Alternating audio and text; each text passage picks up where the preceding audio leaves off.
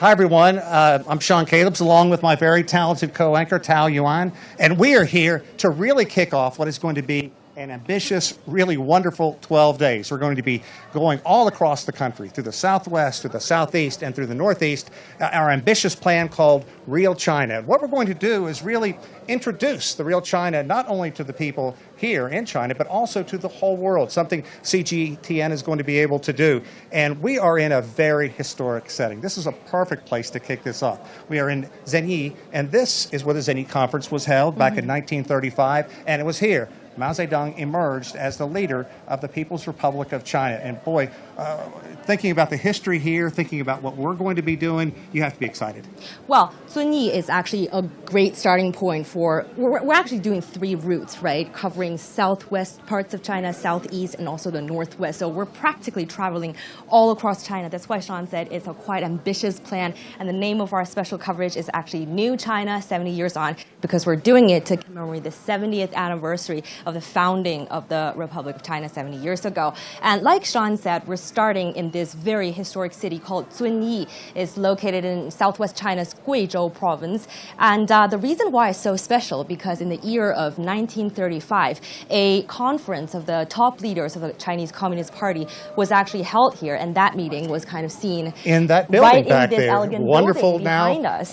An area where people can come, tourists can come and take a look at it. And right. Indeed, it's very crowded today. Right, and the reason why that conference was so important was because that was seen as a turning point in China's history. That's where Mao Zedong, the late leader, Chairman Mao Zedong, established his leadership position within the Communist Party. So even today, red tourism is still the big draw for the local economy. And just to give you a little bit of background information about the Guizhou province itself, it's actually quite a backward, it's a landlocked province in remote mountainous China. Economically, it's one of the poorest regions in China, but it's got some of the greatest things to offer in the whole country. First of all, it's one of China's fastest developing provinces. It's got the world's biggest radio telescope. It's got the world's highest bridge. And recently, it's become China's latest big data hub. It's probably one of the biggest in all of Asia. Really amazing. And if you think about China with its thousands and thousands of years of written history, I want to bring in our good friend, Mr. Xu, and I've had the pleasure of working with you on a couple of trips like this, but nothing like this. I mean, the history here, plus you're one of the architects of the way the 3 paths will go. Why were those paths chosen, and what do you think we're going to be able to show the world the next 12 days? Okay. As you say, that this is part of the preparation of the 70th anniversary, the celebration of the 70th anniversary of the People's Republic. I think our audience will be very lucky to have this show because they will see a whole spectrum of China's economy and culture. Oh, sorry. Do you need an umbrella? Okay. Just like China, we persevere. A little rain doesn't hurt. Okay. But this, birthday party is quite common throughout the world, but this party is a bit special, the party to celebrate the 70th anniversary. Yes, you might need another. It's getting a little bad out here. Let me help you. Yeah, thank you. All right, and because great changes have been taking place in the last 70 years, and what we want to do is to probe how people make it, how people make these great changes take place, and our team will cover most of the territory of the country, and we'll see how the country looks like and how people are managed to do that to make their life better and better. Right, that's actually a huge undertaking, Mr. Xi, because this is such a huge country with diverse culture. How do you think we go about to present the real China to our audience? All right, so that's a very good question, because I want to let you know that these 3 places will be covered by our bureaus in these places, and they know the culture and they know the local people very well. And of course, you are part of them. Some of these people can have conversations with the local people in their dialects. So we know the culture, we know how the people are thinking about their future, about their present life.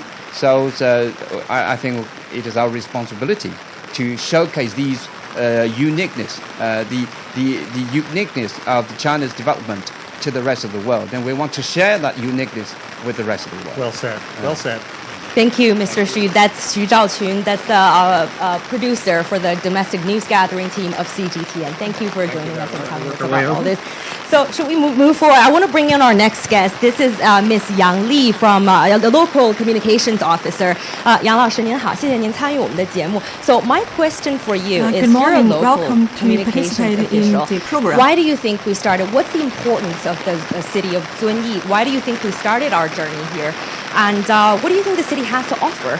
您觉得作为一个当地的负责宣传工作的这么一个官员，您认为 What do 像 you 我们这种 think 全景 as 中国节目的 a 这种直播 official for the communications in the local government?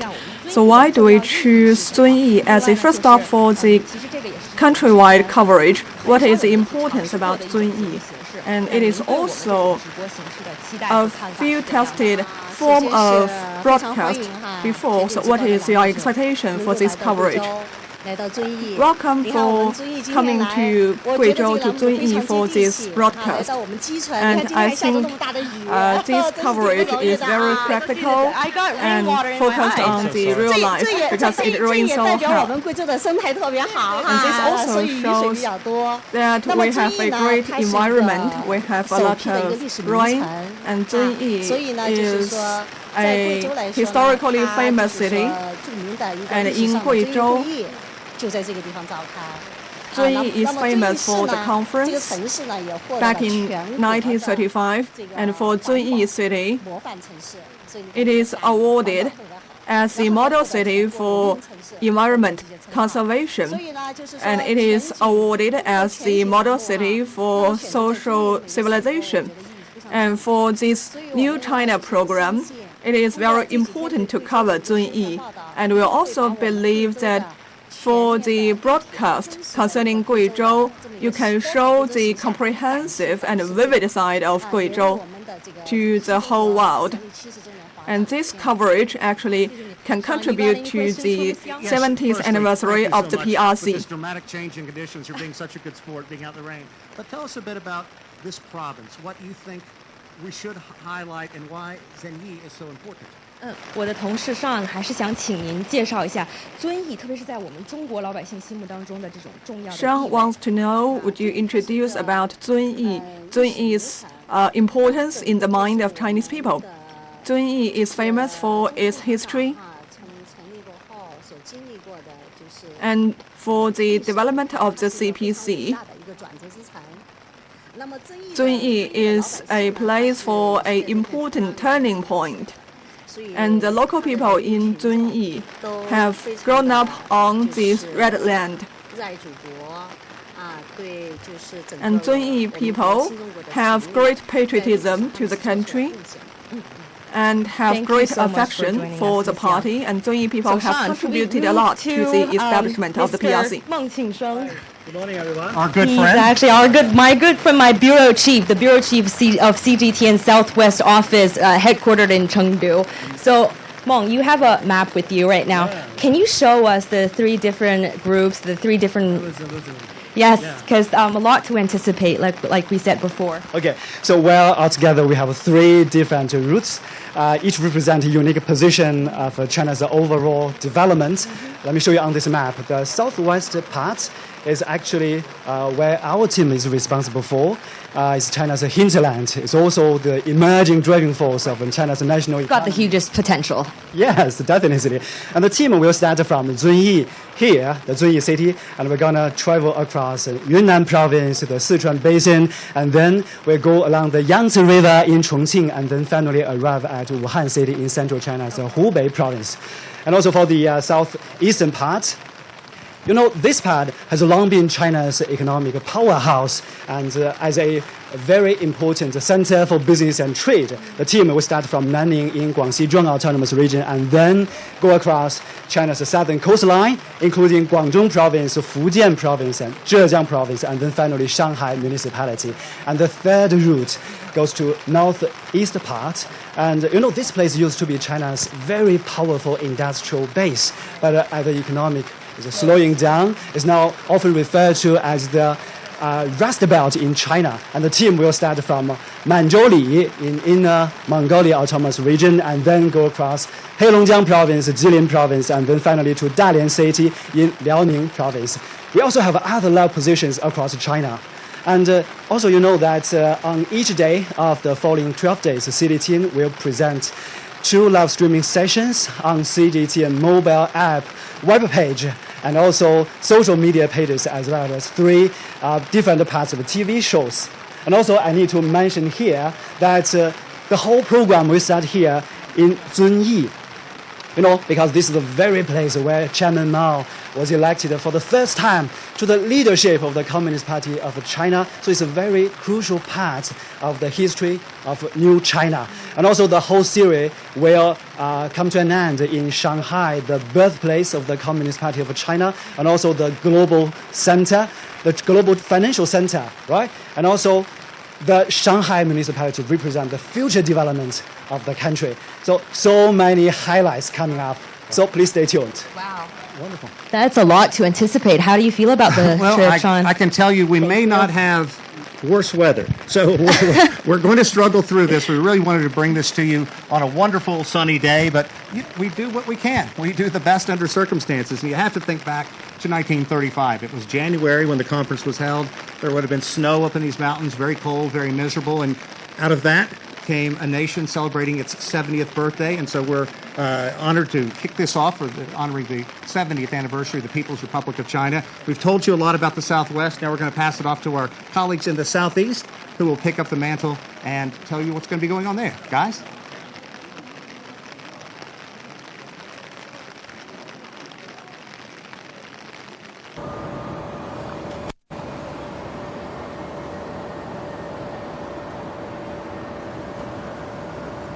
Hi, Sean and Yuan. Good to see you there. It's Hello, really guys. hot here, right, Michelle? It's super hot and humid. I'm As you afraid can see, we can hardly open our eyes. That's right. I'm afraid it's going to take you quite a while to get used to the weather here. So now we're about to start the 12-day trip pretty soon. A mammoth trip, isn't it? Right? Yes, we're and all this ready. is Nanning, the Yep. capital city of the Guangxi Zhuang Autonomous Region. So we're just ready for the event. Yes, we are. We got a huge crew with us. We have 30 crew members, including a 10-member camera crew. And of course, a lot of directors, producers, and writers. And that's just for one route. So imagine there's a lot of new elements compared with last year's trip. That's right, and it's also quite interesting that you mentioned last year real-time China, and this year this is the upgraded version of last year's event. It is called the New China. And for more, let's talk to our chief editor Yang Ning to tell us something about the differences between last year's event and this year. So what do you have for us? Hi, Tianhua and Michelle. Actually, there are many differences. First of all, for this year, we will emphasize more on the digital platforms. While last year, TV was our main distribution channel. For this year, each day we'll devote 2 1.5 hours live segments on digital forms to reflect a very diversified China. Yeah, that's 3 hours a day, a lot to look forward to our audiences in front of the digital platforms. And also, we've got 3 routes this year and going a lot of places, so there must be a more in-depth coverage as well. Yeah, actually, this year's program will take a deeper and wider look into China. We will retrace 70 years history of China since its founding, while last year we only covered the recent 40 years development of China since its reform and opening up. And besides our 3-route design, we'll take our viewers to 15 provinces, autonomous regions and municipalities in China, while last year we only covered 8 provincial level regions in China. So that's quite different. And also last but not least, for this year, some of our reporters will take up the role of news anchors. Yeah, I think they that's will a very definitely interesting point. take some fresh perspectives into the show. I've been Zhenhua has doing been to lots of places, field reporter right? for Yeah. quite a few years, and I've been through all of the places that we're going to cover in the next 12 days, right? Yeah. A lot to expect, definitely. Yeah, I've been in to the next only 12 the days. economic powerhouses, but I'm really looking forward to all these touristy places. For example, Guilin, where we're going in the next 2 days, and that's where my parents' honeymoon. So very exciting, a lot to look forward to. Yeah. I think you are lucky because we're going there the Yeah, day in after tomorrow. 2 and days, we're going yeah. to bring you a beautiful and well-rounded landscape Hopefully and picture less sunny of the and whole less place, humid right? and hot, but fingers crossed on that. Yeah, hopefully. So that's all for us. Now let's check in with our colleagues in Northeast China. So Jeff and Hui, I'll take it over. What do you have for us over there?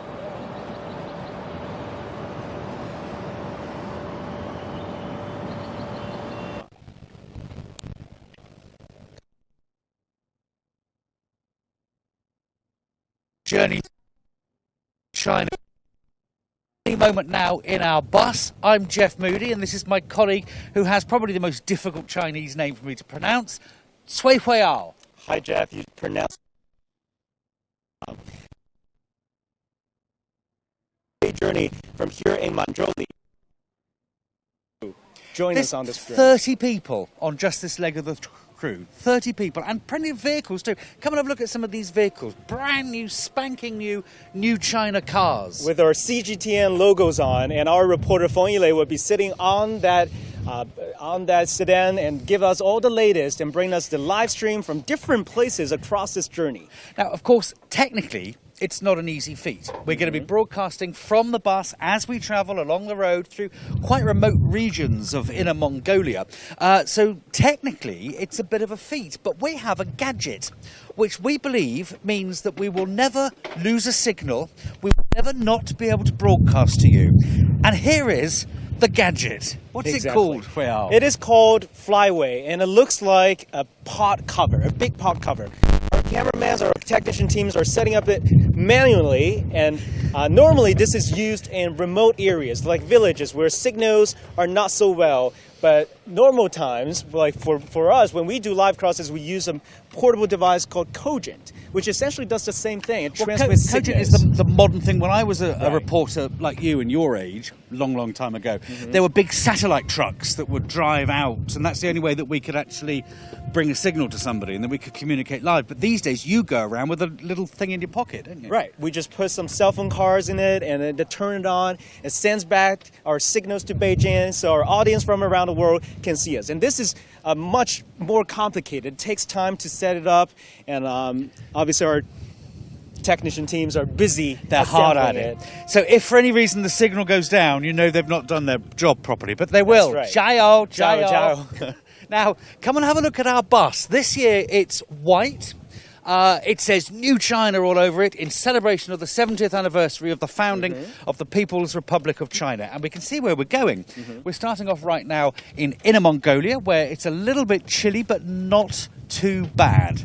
Probably the coldest place throughout our journey as we have this wind chill right now. But we'll head to Heilongjiang on our third day, and more specifically, we're heading to Harbin, this charming city. Yes. Now, at Harbin, that's the point where I leave you and go back to Beijing. But never fear, because the one, the only, Erica Pizzi will be taking over from me. And Jonathan Betts will also take over several days later, right, in Jilin province. We're not worried about Jonathan Betts. Cool. So Jilin is there, and then we end up where? In Liaoning province. So we'll end our journey in Dalian, which is a beautiful port city with a lot of things happening. It is also the host city of the Summer Davos. Okay, now I want to show you where we are now, because this, for me, is fascinating. In fact, it's one of the most fascinating places I've been to in my 3 years that I've been in this country. We are right on the border, the far north of China. And see this massive arch behind us? This arch leads straight through into Russia. And if you look, there is a train right now coming through from Russia into China. And tomorrow we'll be interviewing the customs team that inspects these trains to make sure primarily that there isn't any people trafficking going on or smuggling of goods. But as we're watching, a train comes out of Russia into China. My phone, in fact, has gone on to Russian time. Yours hasn't, I noticed. Yours is showing 10:40 or something. Yeah, in fact, I in got Beijing really time, it's only confused. 9:40. But I want to give you more history or background about this place. It's the Chinese version of Arc de Triomphe. In Chinese, it's called Guomen, which literally means door of the country. It's completed in 2008, and as you can see, it's 105 meters wide and 43 meters tall. So that's also where the border crossing is. You can see border posts from both sides. You know your facts, don't you? I know I've done my homework. You've done a lot of research. I've done a lot of homework. Let's take you inside the bus. It's all mod cons in here. Come and have a look. You go first. Okay, cool. Let's you're hop younger on than the me. bus. It takes me longer to get on board. Now we want to give our audience this view of the coolest caravan in the world. In the world. The mobile studio turn. So this is the vision mixing desk where we choose which shots we're going to use. How many cameras are there? Okay, I have someone to ask about all these tough questions you had.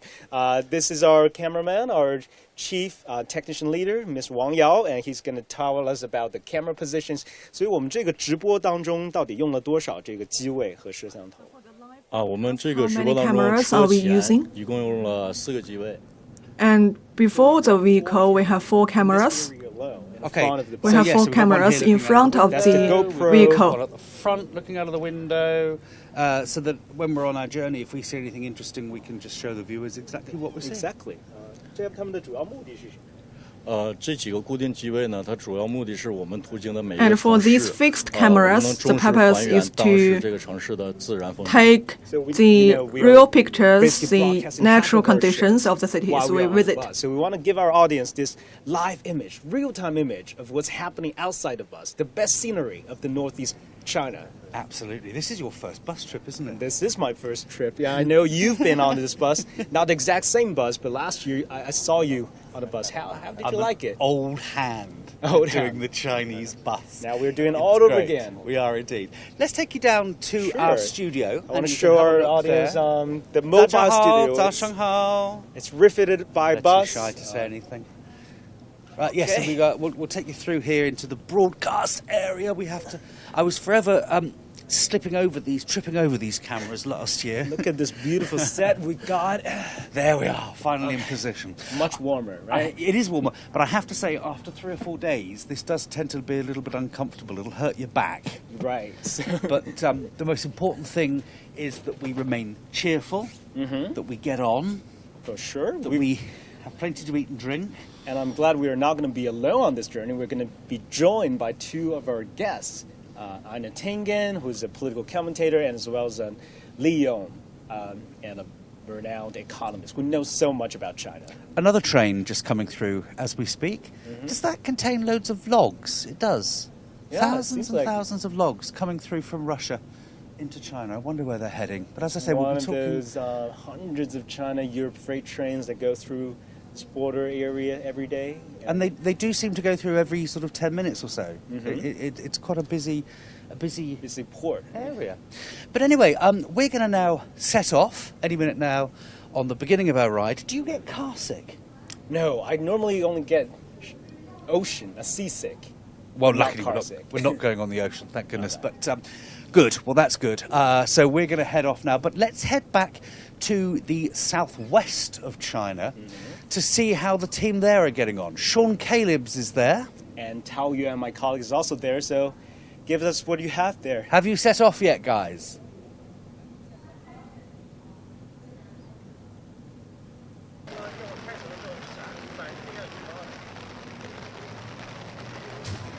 Yeah, we're back in the historic city of Zunyi, and really, I can't think of a better place to really start this adventure that's going to take 3 crews across much of China. In fact, we're going to travel more than 1,000 kilometers on our trip.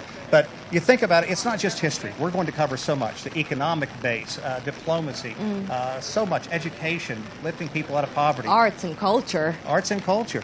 And no better way to find out than to see the highlights along the way. Right, so joining us right now is again Meng Qingsheng, the bureau chief of CGTN Southwest Bureau. I think Sean's shoes are completely wet, but I can't think of a better weather to start the show either. Maybe. So, Meng, I actually got a question for you because you and I, we were among the first batch of reporters who got sent to China's Southwest when CGTN started its regional bureaus more than 3 years ago, right? You've been, the territory, like you said before in the last part, you said that this is China's hinterland economically. Culturally, a lot of people that we talk to, a lot of people that we interview, they don't even speak Mandarin. We go to the Tibetan Plateau, over 5,000 meters above sea level. We travel to some of the poorest places in China. So the job is challenging, to say the least. What made you stay? Tell us about your love relationship with the Southwest, and what are some of the highlights that we can expect? Well, I think this is really a difficult question for me to answer, but I think on top of that is that out of the bottom of my heart, I have a burning desire for talking with the people with the different backgrounds from different parts of China, just like you mentioned, the living on the Qinghai Tibet Plateau or in the grassland, they enjoy so much of their local life there. So that's one of the reasons really keep me stay on the job. And I really love talking with the different people and making good stories on them. Yeah. What about you? Well, I think this is the real China here in Southwest. It's, like you said, it's one of the most exciting places to be in China right now because the backwardness of the region means it's also got huge potential for development. Sean, have you ever been to this part of the country before? I have been to Tibet, but I've never been down where we are now. And one thing, I count myself extremely lucky to have you two seasoned veterans down in this area who keep telling me, oh, by the way, you should know about this, you should know about this. So it's really making, I think, the trip so much easier for me.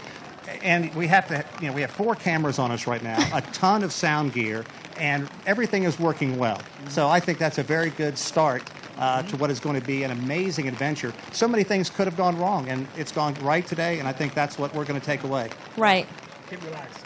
What's the one place that you anticipate the most in this journey? I really anticipate a cruise trip along the Yangtze River to take a look at the night view for Chongqing municipality. This is a mountain city. It's very dazzling nightlife there. Really looking forward to visiting that place.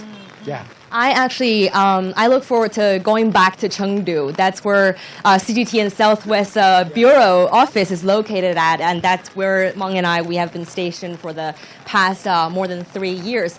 I want to go back to that city and bring that city to our audience because it's really become my second home. It's China's leisure capital.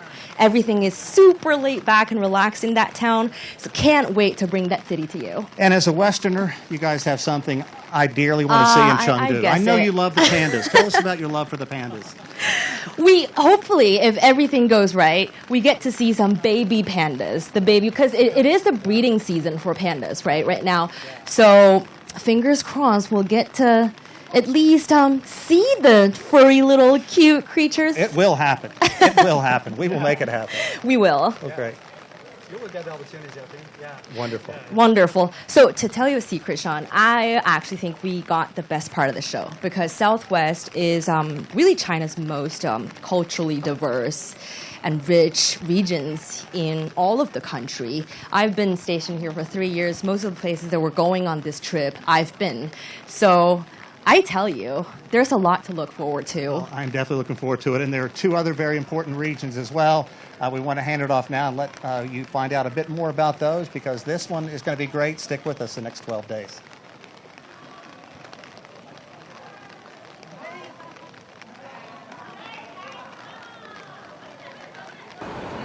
Hi, Sean and Yuan. Good to see you once again. Hi, and I just learned that it's raining cats and dogs over there. I'm really sorry for that, guys. Very jealous, actually. I'm really wishing for some rain right now. Yeah, definitely. So one of the features we're going to talk about the southeast route, I think that is the lush greenery. Look at the beautiful landscape behind us and the beautiful places that we're going through all through the next couple of days, right, Michelle? Yes. And besides the unique scenery, we're also going through 3 out of 4 China's first-tier cities, so a lot of economic powerhouses and also a lot of unique places where different industries in China have emerged. And then for more on that, we're joined by Lindy. She's our anchor from Nairobi. So Lindy, you came all the way from Africa. So what are you most excited about for the next 12 days? Well, Michelle, I think what I'm excited about, and I think many of our viewers will be looking forward to seeing, is the prosperity that China has experienced in the past 70 years. Now, I know a lot of African policymakers, among others, pay a lot of attention to how China's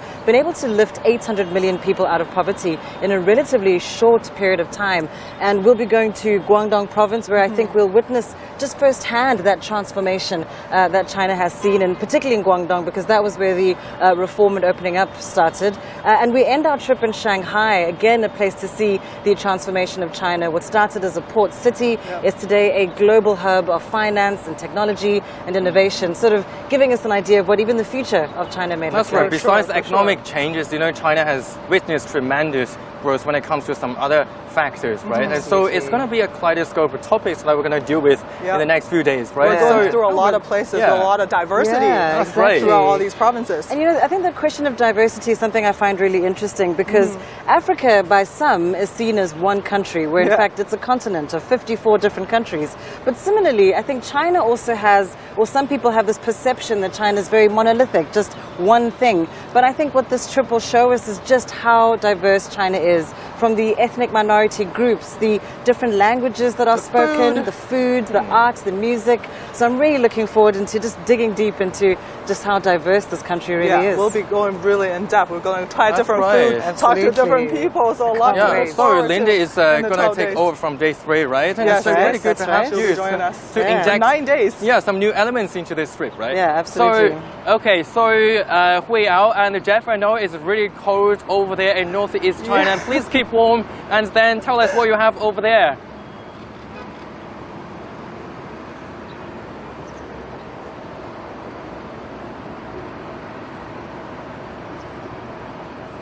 The weather in the southwest looked appalling. Sean Caleb's looked like a drowned rat. Exactly, it's like raining cats and dogs there. I know, but it's lovely up here on the north, I have to say, because last year when we did the bus for the 40th, it was freezing, reform opening up, I had the really cold bit at the beginning when it was absolutely freezing. And then by the time they got down to Shenzhen, my colleague Erica Pitti took over and she was in these low-cut tops because it was so warm. Finally, you're not jealous of her anymore. We've got this beautiful weather going on here in Manzhouli, this border city with Russia and Mongolia. I've never been jealous of her, but she'll be jealous of me tomorrow because you and I, Tuesday, are horse riding. Exactly. Through the grasslands of Inner Mongolia. Have you ever been? Hulunbuir. I've never been. In fact, this is also my first time to be in this part of the country.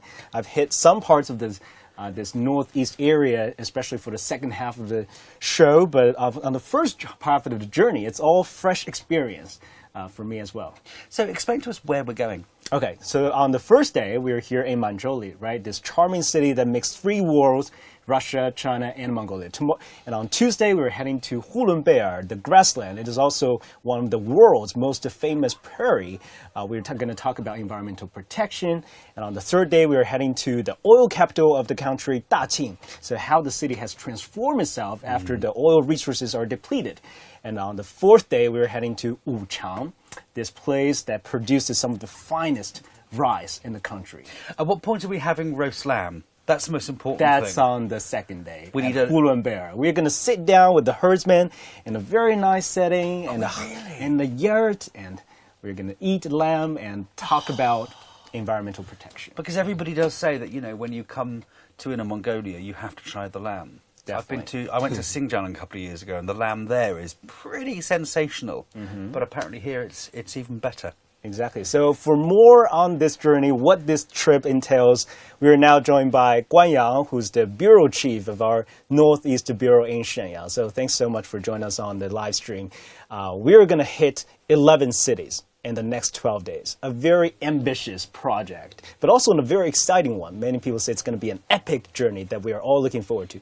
So my question is, how are those places exactly chosen? Well, before we go any further, I would like to share some of the backstage stories. A month ago, I actually spent nearly 2 weeks just traveling across the 3 northeastern provinces to find out what to report and how to report the places which we will be going to in the coming 12 days. Because many of our overseas audiences might not be that familiar with China's northeast compared to cities like Shanghai, Guangzhou, or Sichuan, the Kung Pao chicken place. So that is why we're saying, okay, why not give a chance, give opportunity to the northeast to present a route to show them what is available, what is here. But this was the industrial heartlands of China in years gone by, wasn't it? It reminds me of, in where I come from, in the United Kingdom, it reminds me of Manchester and Liverpool and places like that, that a couple of 100 years ago were the big industrial heartlands, the big boom towns,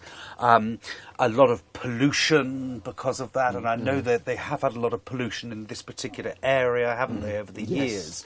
But with things moving, with technology moving down to places like Shenzhen.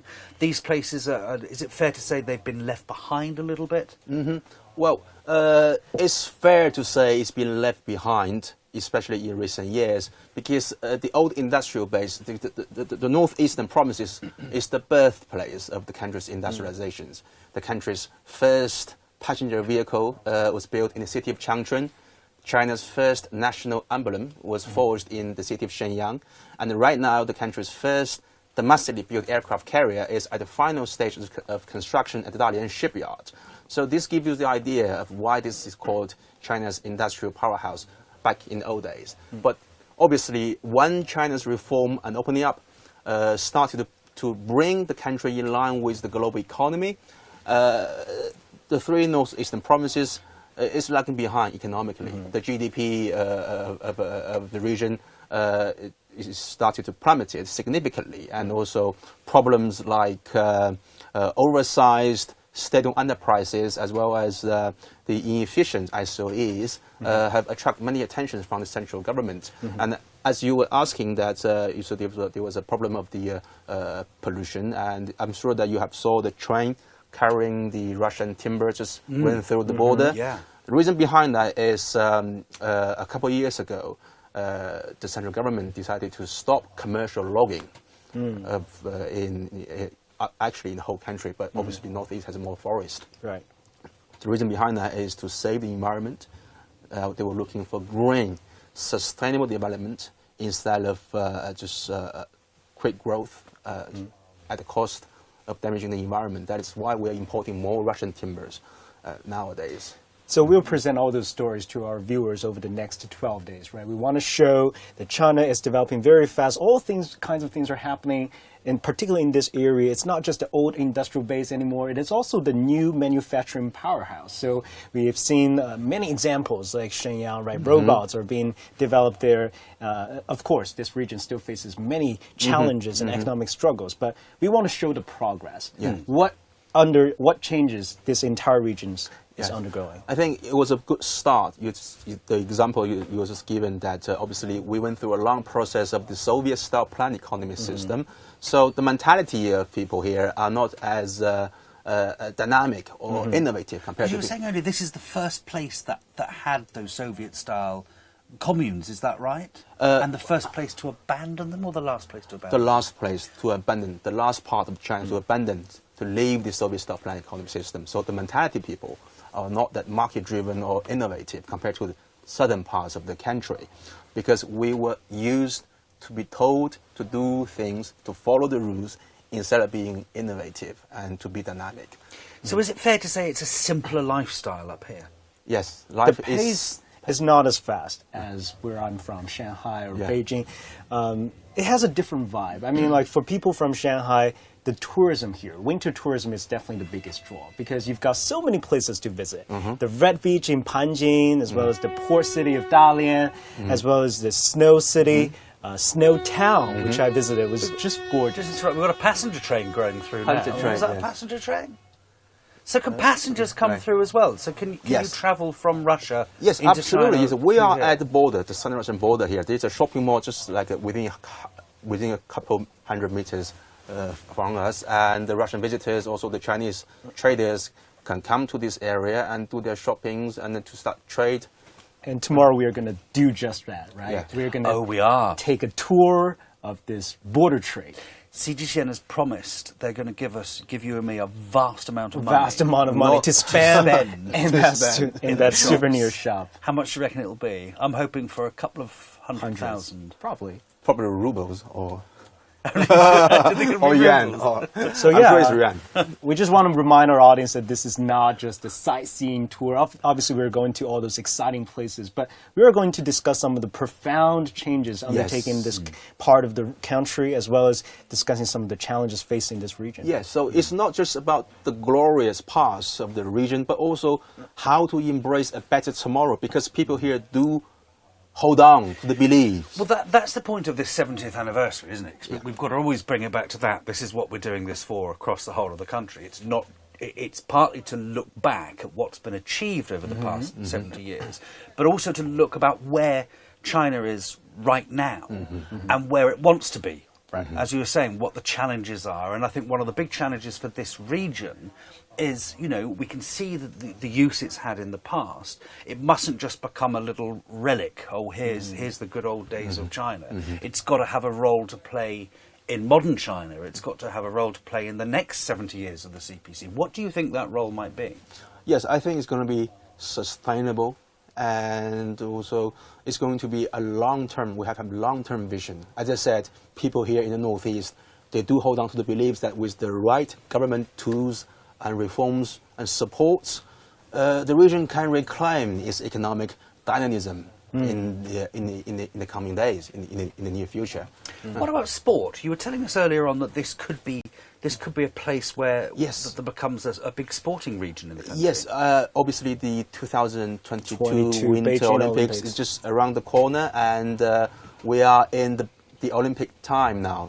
So the country has set up the plan that to have 300 million people involved in the winter sports industry. So that's a huge market, a huge potential for future business. So that's about a quarter of the population of China? More than a quarter of the whole To get more population. people on the ice, in the snow, and enjoy the beauty of winter sports. Yes, in our route, in our trip, we will go to Jilin. You will see this indoor winter slide facility, because in the past, our sports team can only train themselves during the summer overseas because it's hot here. There's no facility like that. But now they can do that. They can do the training no matter what season it is. So it's a long-term vision, sustainable plan. But Jeff, I think we've given our audience a very comprehensive overview over there. What's going to happen? I think we have, but more importantly, I could do with a coffee, couldn't you? Yeah, I think we need to get on the road because we've been at the border now for some time. We actually need to start making inroads into China today and actually start our trip. Go and get a coffee and get something to eat as well. So please stay tuned with us for the next 12 days. We'll bring you a comprehensive coverage of the Northeast China. All day, every day. We'll be broadcasting from the bus. But for now, it's our coffee time. 再见. Bye-bye.